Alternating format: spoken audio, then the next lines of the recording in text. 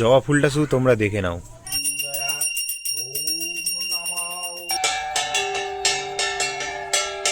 পুজোর প্রসাদগুলো এবারে সবাই বাড়ি বাড়ি দিয়ে দিই।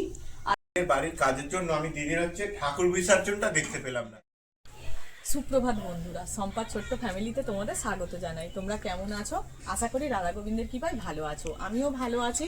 আজকের তো সংক্রান, মানে অঘ্রাণ মাসের শেষ দিন সংক্রান, তাই সকাল সকাল উঠে সমস্ত কাজ সেরে নিয়েছি। নেয়ার পরে তারপরে আমি পুজো একবার আমার কিন্তু হয়ে গেছে। এইবারে আমি মানে একটু আলপনা দেবো, আলপনা দিয়ে তারপরে আমি আবার ফিরে দুপুরবেলা ভোগের জোগাড় করব। ভোগের জোগাড় ঠাকুরমশাই আসবে, ঠাকুরমশাই পুজো করবে, আর আমি একটু আলপনা দিই।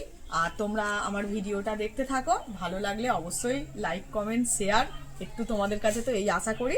আর চলো আমি আলপনা দিই। আমি খুব ভালো আলপনা দিতে পারি না, তবুও যেরকম দেবো তোমরা তো অবশ্যই দেখবে। একটু ইচ্ছা আছে যে ইউটিউবে আলপনাটা একটু দেখে নিয়ে একটু দেবো। তা চলো আমি আলপনা দিয়ে নিই, তারপরে আমার সমস্ত কিছু রেডি আছে। আর বন্ধুরা, এই বছরের শরীরটা একদম ভালো নয়, ওই জন্য আমি শুধু চিঁড়ের ভোগ ফল প্রসাদ দিয়েই পুজো দেবো। মানে আমি যে লুচি সুজি করি, শাক ভাজা 5 রকম ভাজা, ওটা আর এবছরে আমি করতে পারবো না। সেই জন্য আজ এবছরে আমি কিন্তু শুধু ওই চিঁড়ের ভোগ দিয়েই পুজো করবো। তা চলো আমি এবার আলপনাটা দিই, তোমরা এসো। আমি মাকে সামনে নিয়ে চলে এসেছি, কারণ আজকের দিনে এটাই নিয়ম, আমরা ছোটবেলা থেকে যেটা জেনেছি যে 3 বার 3 জায়গায় পুজো করতে হয়, মানে নাড়িয়ে নাড়িয়ে। প্রথমবারে যেখানে বসিয়েছিলাম সেখানে পুজো করেছি, দ্বিতীয়বারে এখানে পুজো করছি। আর যখন সন্ধ্যাবেলা তখন আমি একদম আমার মনসা ঠাকুরের কাছে, তুলসী ঠাকুরের কাছে নিয়ে গিয়ে পুজো করে আর আমি বিসর্জন দিই। এই যে দেখো, আমি কিন্তু আলপনাটা দিচ্ছি। আলপনাটা কিন্তু আমি চালের গুঁড়ো দিয়ে দিচ্ছি না, জানো তো। আমি হচ্ছে খড়ি মাটি ভিজিয়ে রাখি, ওই খড়ি মাটি দিয়েই দিই। খড়ি মাটি আমার 12 মাসই থাকে ভেজানো। আমি বৃহস্পতিবার করে, প্রায় বৃহস্পতিবার আমি মানে আলপনা দিই। আর দেখো আলপনাটা কেমন হয়েছে। ফলগুলো ধুয়ে নিই, কারণ ফলগুলো ধুয়ে রাখলে, আর বাবু হচ্ছে কি এই যে নারকলটা ফাটিয়ে দেবে, দিলে তবে আমি কুড়বো এই নারকলগুলো। আর ফলগুলো আমি ধুয়ে নিয়ে এসে রেখে দিই, তারপরে তো ঠাকুর মশাই যখন আসবে তখন আমি আবার মানে ফলগুলো বানাবো।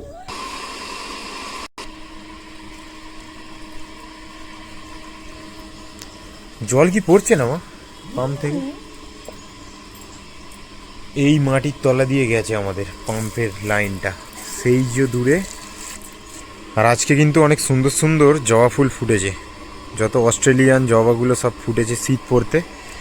মা ওগুলো ফুল তোলার সময় দেখাবে, দারুণ দারুণ কালার সব। দুপুরবেলা যেহেতু পুজো হবে ওই জন্য আমি তুললাম না, কেন ওগুলো কুড়ি ছিল, একদম বড় বড় হয়ে গেছে। অনেক মানে শীতকাল তো অনেক ঠান্ডা, তাই তার জন্য আর কি ওই ফুলগুলো একটু বেলার দিকে ফোটে, মানে একটু রোদটা উঠলে ঠিক তবেই ফোটে। না হলে সকালের দিকে একদম মনে হবে যেন ওগুলো কুড়ি হয়ে আছে, কিন্তু না, অ্যাকচুয়ালি ওগুলো মানে ফুটেছে, তবে বোঝা যায় না। এখন পুরোপুরি ফুটে একদম বড় হয়ে গেছে। মা ফুল তোলার সময় তোমাদেরকে দেখাবে। মা আমার জন্য সব রেডি করে দিয়েছে দুপুরের খাবার। রেডি করে দিলাম বন্ধুরা, কারণ আমি না খাই, ছেলেটার তো খিদে পাচ্ছে বলো, ওই জন্য ওকে বলি একটু ডালিয়া বানিয়ে দিই। দেখো এখানে হচ্ছে একদম রং বেরঙের শীতের সবজি দিয়ে বিম কড়াই, বিট, গাজর, আলু, একটা টমেটো, কুমড়ো, পেঁপে, এখানে মুসুর ডাল, এখানে মানে 1 মুঠ মুসুর ডাল, 1 মুঠ হচ্ছে ডালিয়া দিয়ে ওকে দিয়ে দিই। ওই বসিয়ে দেবে, আমি একটু মানে কুচিয়ে দিলাম আর ভালো করে ধুয়ে দিই, ও বসিয়ে দেবে। জি ভাই, আমার ফেভারিট খাবার এটা, সব থেকে মাছ মাংসের থেকেও ভালো লাগে খেতে। বলো। দেবো বাস্কেটটা।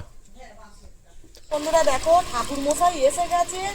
আমরা তো আমাদেরকে বলে গেছে 4টের সময় আসবো, দেখো 1:30টার সময় এসে হাজির। বরখাস্ত করতে হবে ঠাকুর মশাই, কারণ ঠাকুর মশাই বলছে আমি বাড়ি চলে যাব, ওনার বাড়ি অনেক দূর, বাড়ি চলে যাবে, মানে তাহলে আর পুজো করা যাবে না। ওই জন্য তাড়াহুড়ো করে ফেলছি। আমি এইগুলো করে দিয়ে তারপরে কিন্তু আমি শাড়ি পরবো। মানে আমাদের এখানে ঠাকুর মশাইয়ের কোনো ঠিক নেই, যখন আসবে অনেক তাড়াতাড়ি চলে আসবে, আবার যখন আসবে না তখন হয়তো লক্ষ্মী পুজোর সময় এলোই না পুজো করতে। হ্যাঁ, আসবেই না, গোটা পাড়া খুঁজে চলে আসবে, ঠাকুর মশাই নেই, পুজো করে চলে গেছে কার বাড়িতে।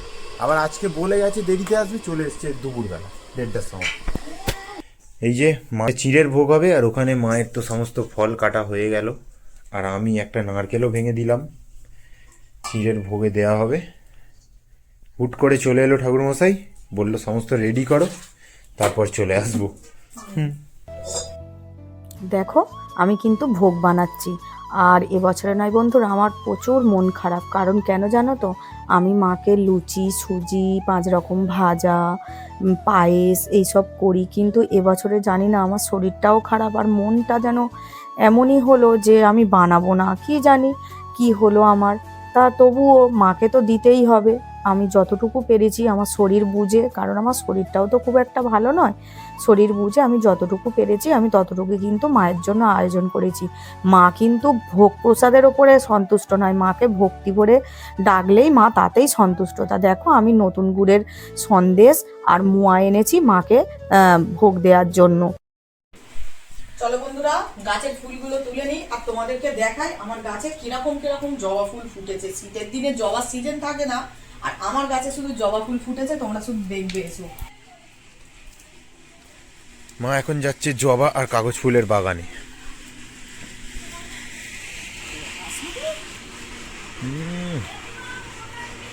জবা ফুলটা শুধু তোমরা দেখে নাও, এটা হচ্ছে অস্ট্রেলিয়ান জবা। এই দেখো বন্ধুরা, এই এতগুলো আমার গাছে জবা ফুল ফুটেছিল, আর তোমরা কালারগুলো দেখতে পাচ্ছ তো। আর তার মধ্যে দেখো এই জবা, এই 2-4টে ফুটেছে, তুলে নি। এটা গরমকালের জবা। আর তোমরা হয়তো ভাবছো এখন কেন তুলছি, যেহেতু দুপুরে ভোগের পুজো, তাই আমি ফুলগুলো কিন্তু সকালে তুলিনি। সকালে আমি গাঁদা ফুল দিয়ে পুজো দিয়েছি, আর এখন আমি এই ফুলগুলো দিয়ে মাকে ভালো করে সাজাবো। আমি ফুলগুলো তুলে নিয়ে চলে এলাম আর তোমাদেরকে তো দেখালাম আমার কত সুন্দর জবা ফুলগুলো ফুটেছে। আমি জানি না মায়ের কি আশীর্বাদ, আজকের সব গাছে 2-3টে করে ফুল ফুটেছে জানো। তা আমার তো দেখে খুব খুশি হলো। সেই জন্য ভালো করে মাকে একদম আমি সাজিয়ে একদম সুন্দর করে এই ফুলগুলো দিয়ে সাজাবো। সুন্দর করে সাজিয়ে তো মাকে আজকের বিদায় দেবো। বিদায় দিয়েও মনটা নয় খুবই খারাপ, কারণ প্রত্যেক দিন সকালে ঘুম থেকে উঠেই আমি মাকে দর্শন করতাম।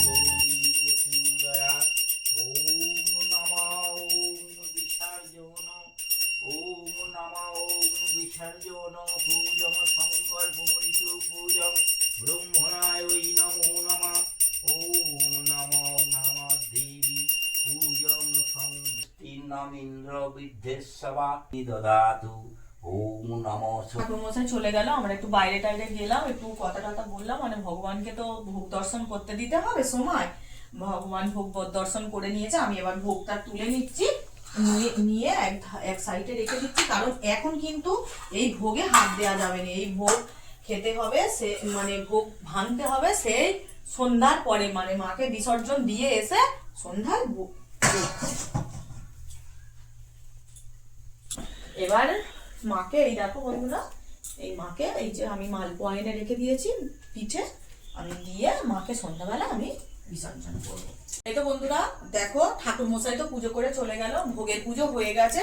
ভোগের পুজো হয়ে গেলে মানে খাওয়া যায়, এরকমই নিয়ম। খাওয়া যায় বলতে এই নয় তো আর আমি অন্য কিছু খাচ্ছি। আমি দেখো এই ছোলা, মটর আর আলুকে একদম শুদ্ধ কাঁচা লঙ্কা দিয়ে সিদ্ধ করে নিয়েছি, নিয়ে একটু নুন দিয়ে দিয়েছি, দিয়ে আর আমরা একটু খাচ্ছি। আমি খাচ্ছি, বাবুকে দিয়েছি, আর আমার এই পাশের বাড়ির বৌমা, আমার বৌমাকেও দিয়েছি। ও কিছু করেনি বলে আমি বলি তুই আয় আমার সঙ্গে খাবি, আয়। প্রেসার কুকারে সিদ্ধ করে নিয়েছি, আমার ওই দিদিটাকেও দিয়েছি। তা চলো একটু বাইরে দেখবে, আমরা সবাই বসে খাচ্ছি। ঠাকুর চলে যাচ্ছে আমাদের তুলসী মঞ্চে। এখানে আরেকবার মা পুজো করে তারপর বিসর্জন করবে তো। চলো সবাই, ঠাকুর আসছে, ওইদিকে আসছে আমার কাকিমা। এই যে কাকিমা চলে এলো।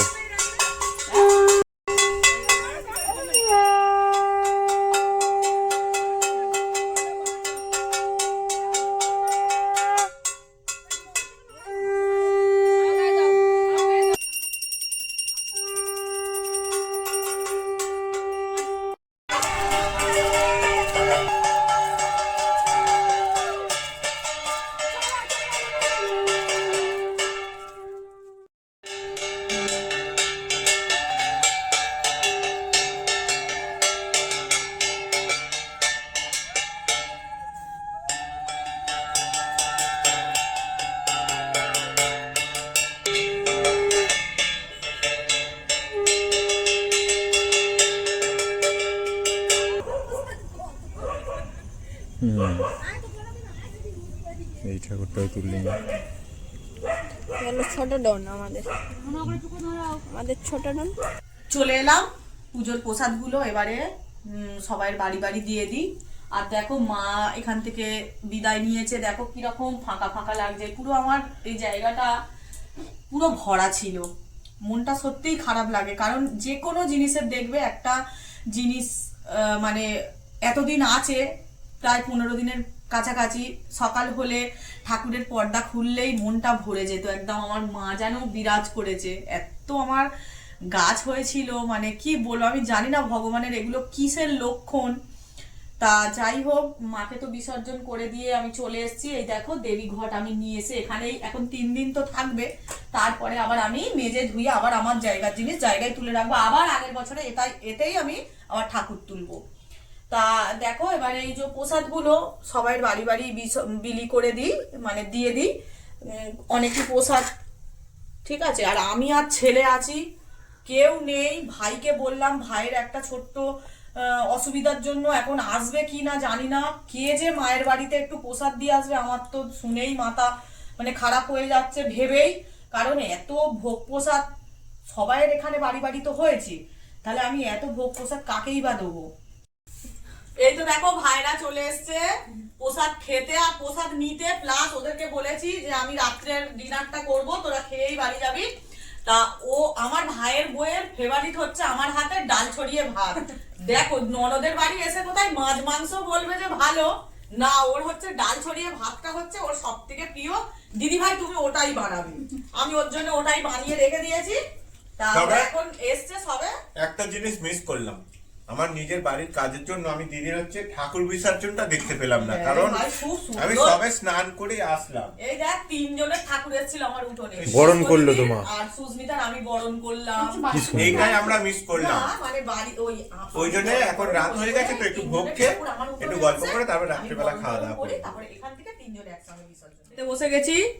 দেখো ভাইদেরকেও দিয়ে দিয়েছি, আমিও একটু খাচ্ছি। কারণ এটা হচ্ছে ভুসির মতোই করেছি, মানে আতপ চাল আর মুগের ডাল দিয়ে। আজকে কিন্তু সিদ্ধ চাল দিইনি।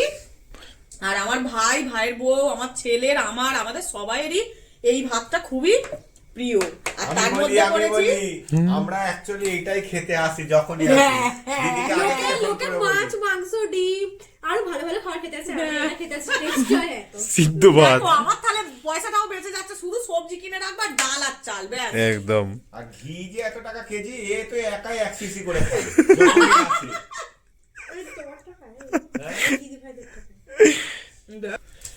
চলো আজকের মতন ভিডিওটা এখানেই শেষ করে দিচ্ছি। আমরা খাওয়া দাওয়া করে নিই, তোমরাও খেয়ে নিও টাইম মতো। রাধে রাধে বন্ধুরা, শুভরাত্রি।